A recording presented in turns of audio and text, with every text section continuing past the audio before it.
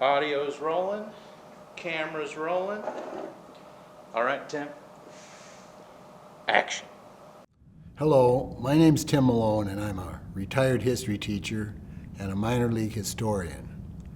And I've done a series of lectures on American history for my YouTube channel, Tim Malone History Lectures on YouTube. And today, I want to do something that I've been thinking about doing since the beginning of this lecture series. Because in the lectures that I've given, I've mentioned the fact that I have in my possession, even in retirement, I have lots of history, American history textbooks. In fact, here's some we're going to talk about today. Again, I don't think in every lecture, there's some 20 up at my YouTube channel right now. Not in every one, but in most of them, I mentioned the fact that I have 30 different American history textbooks. And here's 6 of them right here. And we're going to talk about these today, and we're going to talk about history textbooks in general.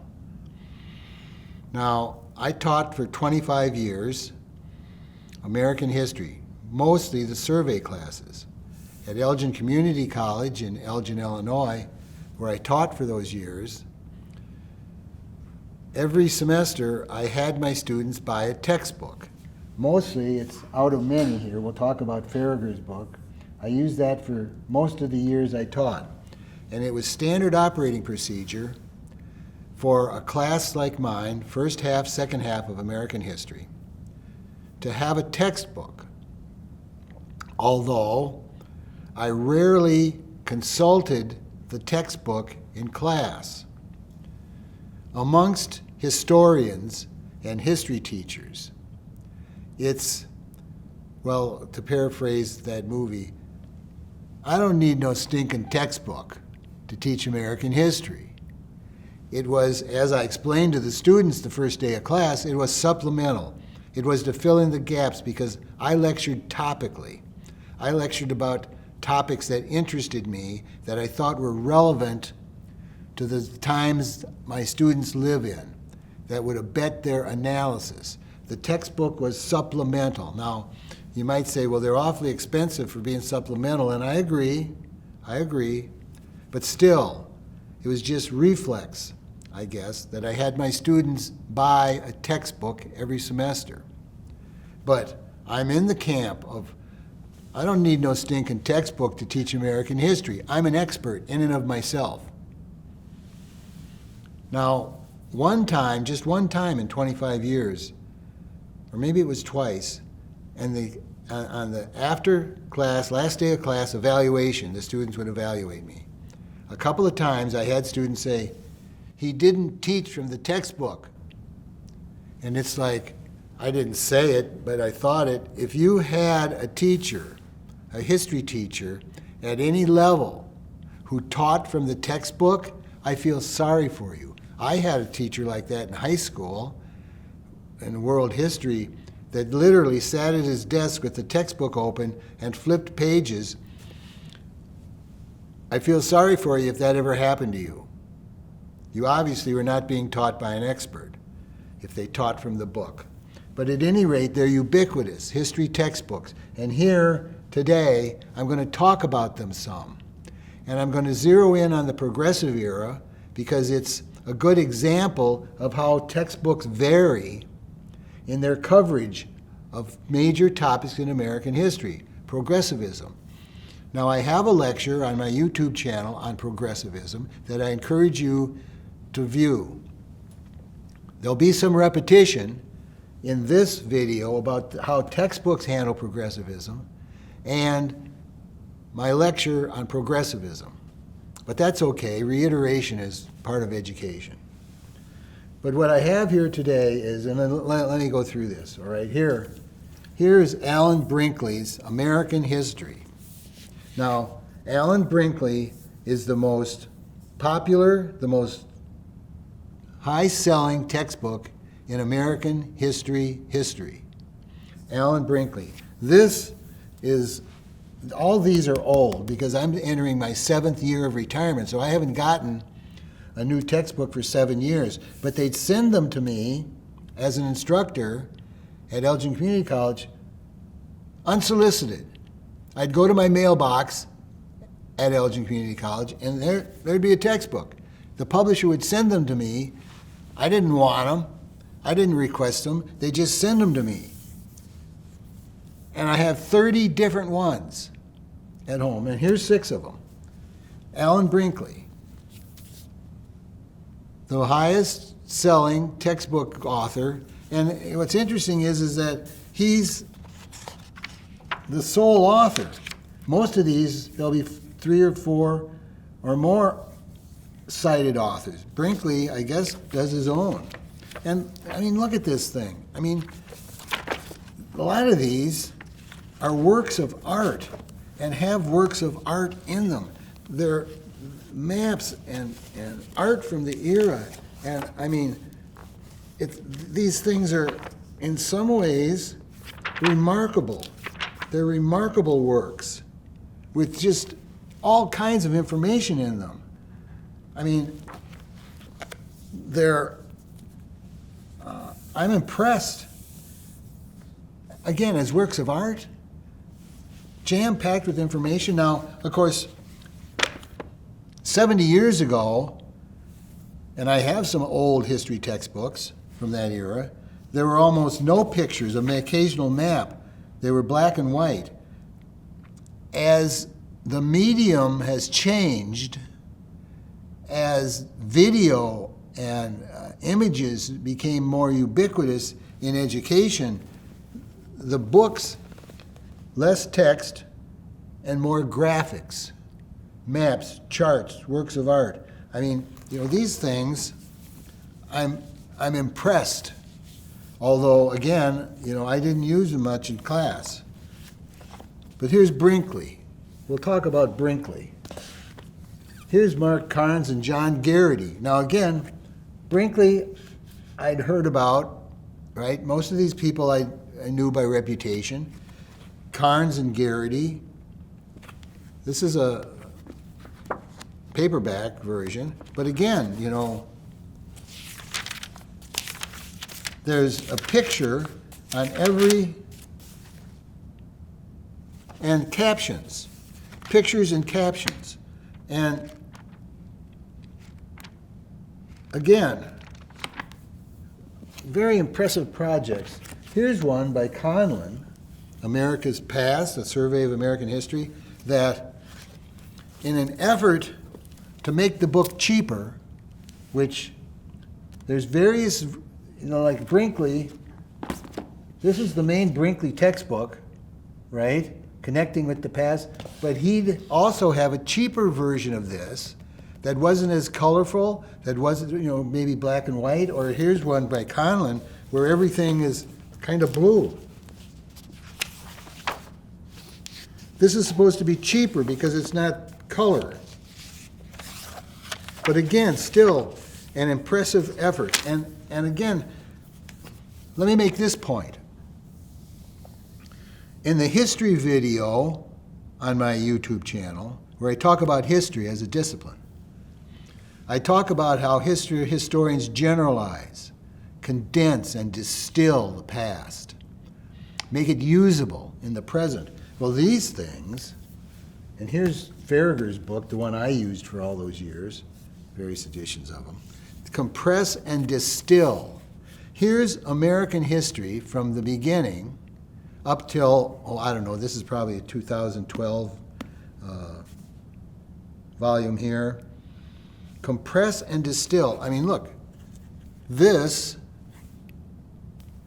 is American history, a version of American history, 240 some years. Talk about compressing and distilling a topic, but that's what historians do. Again, you know, they're just chock full of interesting pictures and photographs and art. I mean, I mean, you know, here's a chart, a graph, and a piece of art from the period of the chapter. I'm impressed. Here's another one. Liberty, Equality, and Power, A History of the American People, primarily by, what's his first name? John Murin. But there's one, two, three, four, five, six, seven, eight, nine authors to this book. Now, Brinkley, by himself. That's unusual. 9 people contributed to this book. Murin, he was the feudal revival in the countryside before the American Revolution guy. I'd heard of him, of course. 7th edition. Again, this is probably from 2012, 2013. This is 10 years old. And then here's the final one we're going to be talking about today. The American People, Creating a Nation and a Society by Nash. Again, he's a relatively famous American historian. And again, just incredible documents in some way. But again, it's like there's a prejudice amongst the teaching profession in history against textbooks. And despite the artistic beauty of some of these things, they're problematic, as you could probably guess, because, of course, history is contentious. And historians and their textbooks are judged politically, not surprisingly. And in fact, that battle over what to put in history textbooks is very prominent right now. We're in January of 2025 when I'm taping this. And there's battles in states, now more so on the high school, grade school and high school level than on the community college level where I taught or the university level. But there too, as to what to put in and what to leave out. Because again, these are compressed generalizations. Now, most of them are very similar. In fact, there's probably 3 or 4 of these that have the Progressive Era as chapter 21. It's the same number. The chapter, in other words, there's a accepted structure to American history, and my videos, my lectures on my YouTube channel follow that convention, right? American Revolution, early national period, the age of Jackson, pre-Civil War, Civil War, Reconstruction. That's all pretty much set. There's only 1 or 2 of the 30 textbooks that I have that break that basic chapter structure. And again, like I said, some of them, the chapters turn out to have the same numbers in them. So I'm going to talk today about how these 6 textbooks treat the Progressive Era, which is a highly contested period in American history. From 1900 to 1917 is usually how it's dated. And most of these textbooks go with that convention. From 1900 or 1901, when Teddy Roosevelt becomes president, after McKinley. After McKinley is shot, assassinated, his vice president, Teddy Roosevelt, becomes president, and thus kicks off the Progressive Era. And it goes until American entry into World War I in 1917. So these are the books we're going to look at. Now, Brinkley has the title page of the chapter on Progressivism, which we'll put up, right? He highlights the women's rights aspect of progressivism. Progressivism and women's rights. I want to talk about that. First wave feminism. The battle for the right of women to vote culminates in 1919 in the adoption of the 19th Amendment, the right for women to vote. Now, in other words, believe it or not, there's still people alive today who were alive when women, half the population, couldn't vote. in federal elections. In some states they could, but very few of those. And so, and again, these are generalizations. That's generally considered first wave feminism. And once the 19th Amendment is enacted and women can vote, the women's rights movement, or the issue of women's rights in the United States, sort of goes into quiescence. It sort of drops in salience in the discussion of American history. It comes again when we talk about second wave feminism in the 1960s, Betty Friedan, The Feminine Mystique, second wave feminism in the 1950s and 1960s. And some people say we're talking about third wave feminism now, and some people even talk about fourth wave feminism. I don't want to get into that here. There's one of these books, I'll get into that in a minute. Here's what Brinkley has to say. The prominence of women in the reform movement, progressivism, is one of the most striking features of progressivism. The phenomenon of the new woman was widely remarked upon at the time. First wave feminism. Brinkley has a picture of a poster, we'll show it to you, as the introduction page to the chapter on progressivism. He gives it high marks. Now, my recollection from high school and survey in college is that no, back in the 1960s and 1970s, when I was studying American history, women's rights wasn't the prominent aspect of progressivism, like Brinkley says it is in his book. It was barely mentioned.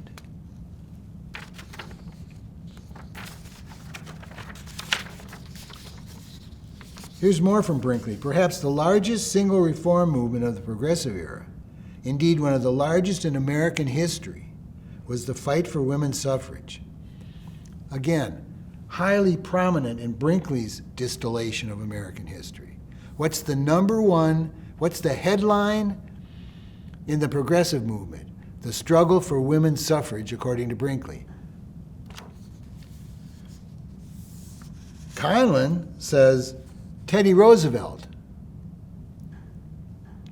was ambivalent towards women's suffrage. Woodrow Wilson, according to Brinkley, refused to support women's suffrage. Woodrow Wilson. Because again, consider, we're going to talk about this in a minute, and I talk about it on my YouTube channel about progressivism. Some analysis pretty much reduces progressivism to the three so-called progressive presidents, Roosevelt, Taft, and Wilson. Wilson is a progressive president, but did not back women's suffrage. You're beginning to see the nuance here in a historical interpretation. In Carnes's book, here, there's almost no mention of the women's rights aspect of progressivism. Brinkley, it's number one. Carnes barely mentions it.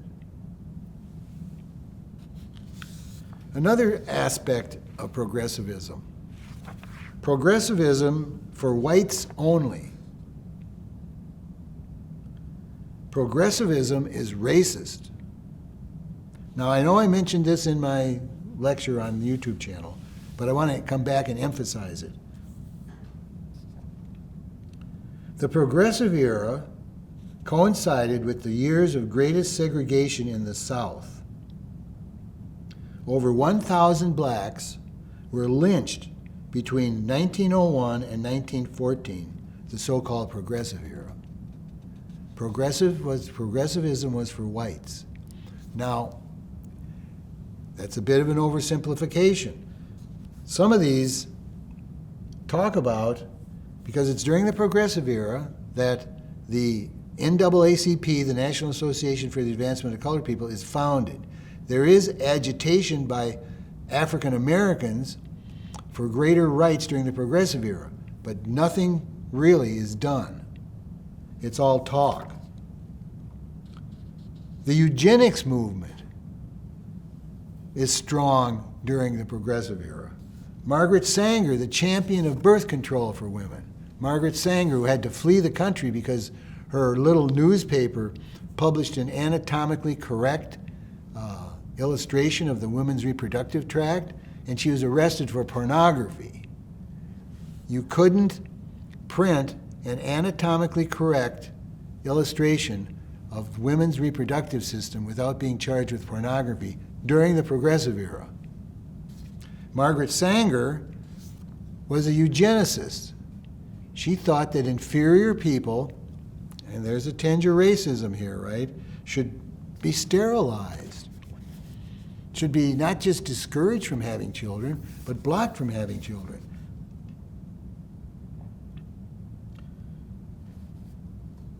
The eugenics movement, Margaret Sanger, for example, immigration, over 14 million during the Progressive era. 14 million. This is a country of about 100 million people. During the 17 years of the Progressive era, 14 million immigrants came into the country out of a population of about 100 million. And it led ultimately to post-World War I immigration restrictions. But even prominent progressives were disturbed by the influx of what they considered to be genetically inferior people.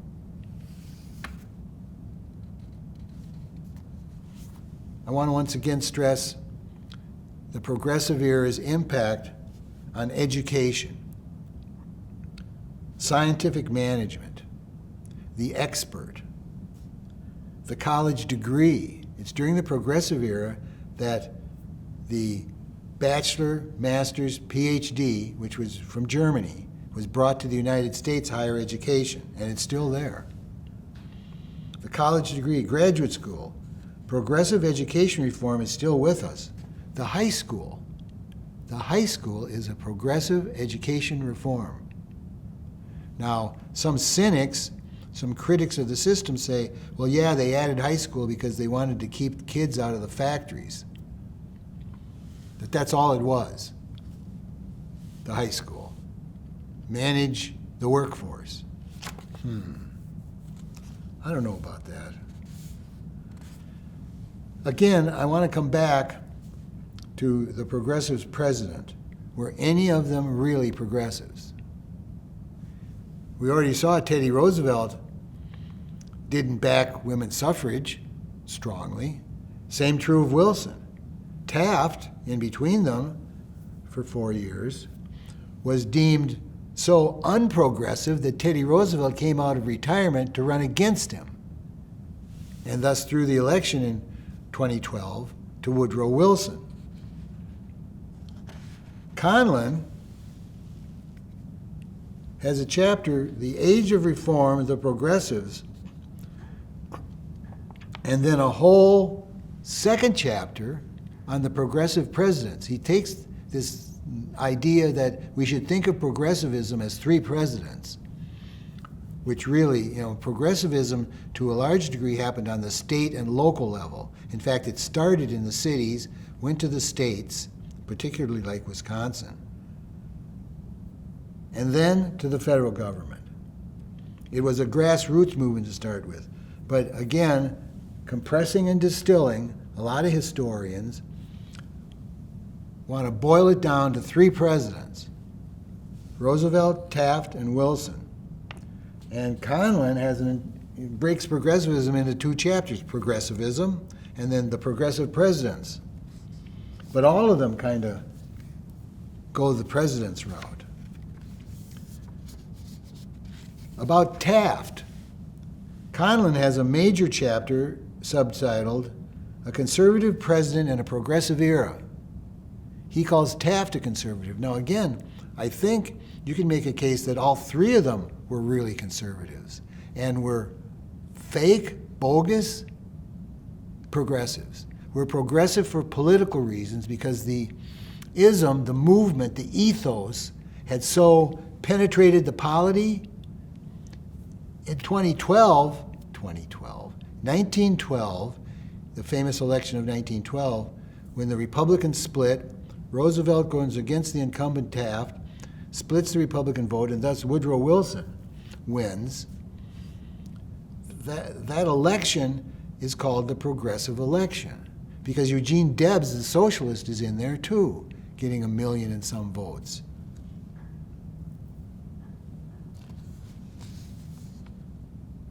Taft was a conservative man, much less a progressive than Roosevelt. That's Murin. Then Nash writes, in some ways, Taft seemed more progressive than Roosevelt. So, interpretation, history's interpretation. Who's the most progressive of these? Taft more progressive than Roosevelt? Wilson more progressive than either one of them? Wilson more conservative than either? You can get a wide array of interpretations of progressivism. That's why I guess I find it interesting, progressivism, because it still resonates today. I call myself a progressive. And what does that mean? Well, that means I think that we can make the future better than the present. Progressivism, progress.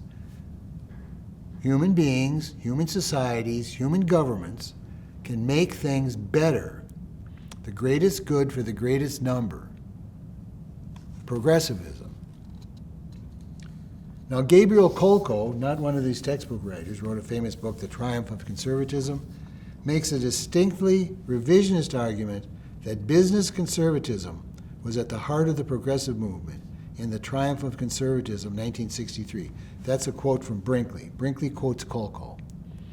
Triumph of Conservatism, that it's the rich who want progressive reforms because there's too much turmoil. There's too many I spent a lot of years in DeKalb, going to Northern Illinois University, and of course DeKalb is the birthplace of barbed wire. And so I did some barbed wire research, and it's a classic example of Kolko, in Kolko's argument that there's too many barbed wire manufacturers, and U.S. Steel bought them all up, put them all out of business, and there came to be one barbed wire, Glidden Barb, the kind I dealt with on the farm that I grew up on, Glidden Barb. And if you go to the Barbed Wire Museum in DeKalb, you can see all the different barbed wires. No, one barbed wire. That's what businessmen wanted, and they called themselves progressive for getting rid of the chaos of multiple barbed wires. Kolko, he's famous for his, progressivism. It was all a put-up job. Okay, we'll give women the vote, but there's only going to be one barbed wire.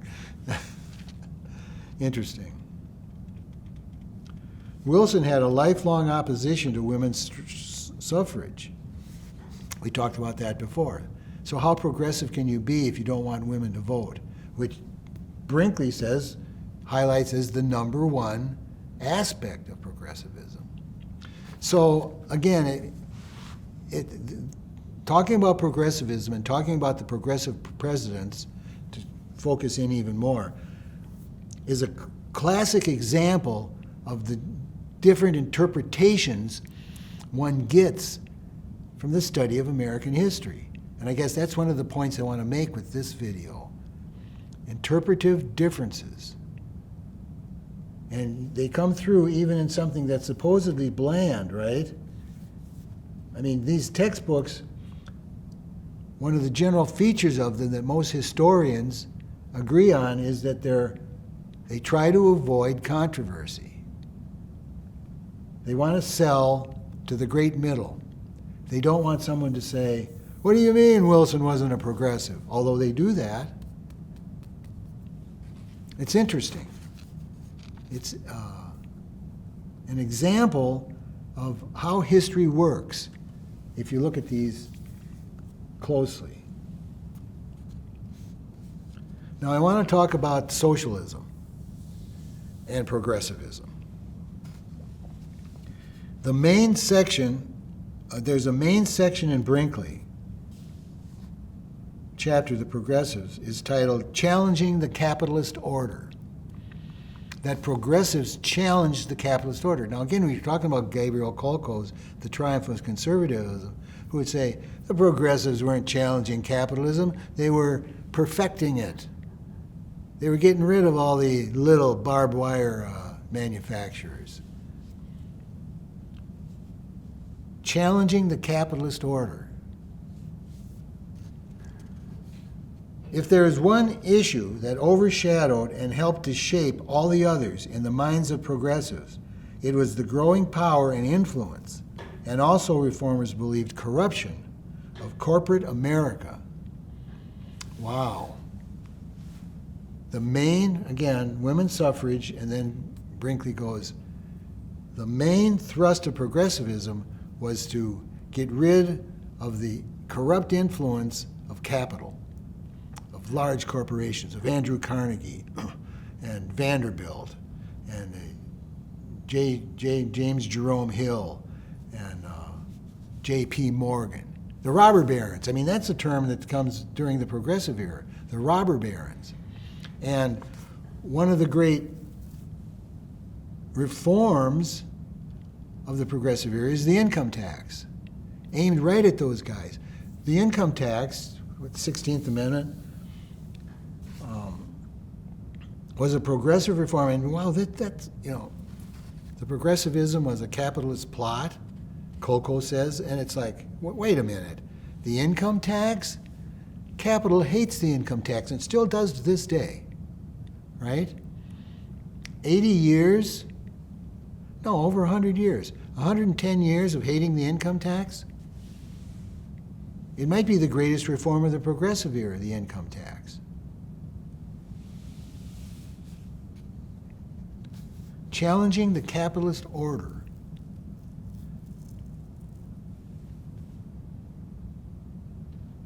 The title of the progressive chapter in Nash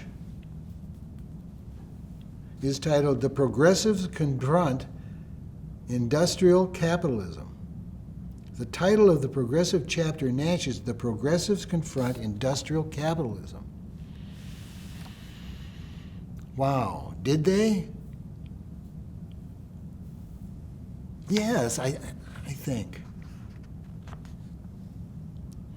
Brinkley has a section in his chapter on progressivism called "The Dream of Socialism." He dedicates an entire subsection of his progressive chapter on socialism. If there was one issue that overshadowed and helped shape all of the other minds reformers, it was the growing power, influence, and corruption of corporate America. Boy, we could use a new progressive era. Here's Murin. At no time in the history of the United States to that point, and seldom after, did radical critiques of the capitalist system attract more support than during the progressive era. Radical critiques of the capitalist system drew more support in the progressive era than any other time. The Socialist Party of America grew during these years into a force of considerable strength. Socialists won elections in over 1,000 state and local offices. During the progressive era, socialists won 1,000 local and state races. From my perspective in Northern Illinois, the most prominent was Milwaukee, which was ruled by socialist mayors for, well, into the 40s, into the 50s. The utilities in Milwaukee were owned by the city. You sent your water bill, well, water systems are socialized almost everywhere to this day. Water is considered, see, this is the progressive thinking. Water, electricity, sewage disposal are considered so essential that they shouldn't be done for profit. Oh, I'm a commie, you know? But just about everybody in America agrees with that in water. You know, everybody says you can't have capitalist profit maximizers running your water supply system. That has to be done by the government to the benefit of everyone. But I don't know what the same thing should be true of electricity. Socialize electricity. Why is there an intermediary, profit seekers, capitalists, between the generation of electricity and the delivery to customers? It's as important as water, isn't it? You should send your electric bill to City Hall, just like you send your water bill to City Hall. And gas, natural gas. That's all starts with progressivism and its socialist ideas. And public ownership and regulation, we got regulation, right? Supposedly, the Illinois Commerce Commission regulates Commonwealth Edison. Not very well, in my opinion. It's a half-assed solution, regulatory capitalism. The Socialist Party of America, founded in 1901, became a political force during the Progressive era, and socialist ideas influenced progressivism. No duh. Socialist ideas. Socialist ideas from the Progressive era will influence the New Deal, Franklin Roosevelt, and will lead us to Social Security and welfare. Progressive/socialist ideas. Progressives, and now Carnes here, progressives never challenged the fundamental principles of capitalism, nor did they attempt a basic reorganization of society. The exact opposite in this one. They never challenged, whereas, who was it, Brinkley? Brinkley's main section is called Challenging the Capitalist Order. Brinkley says that. Carnes said they never challenged the capitalist order. Again, differences in interpretation. Now, I think you know where I stand. Yes, they did. And there's a book by Walter Karp, The Politics of War, that highlights the crucial role World War I played in crushing progressives. I mean, Eugene Debs, the head of the Socialist Party, founded in 1901, and then won 1,000 elections across the country during the Progressive era, ends up in jail because he opposes the war, Wilson's War, World War I. How World War I crushed progressivism. Well, not entirely, of course, because we're still, this battle, right, between progressives, socialists, progressives versus capitalists is with us to this day. So, I just wanted to make a video to talk about textbooks generally and specifically how they differ and how they can present tangled views and contradictory views of American history. So, thanks. Hello, my name's Tim Malone and I'm a retired history instructor. I taught American history for 25 years at Elgin Community College in Elgin, Illinois.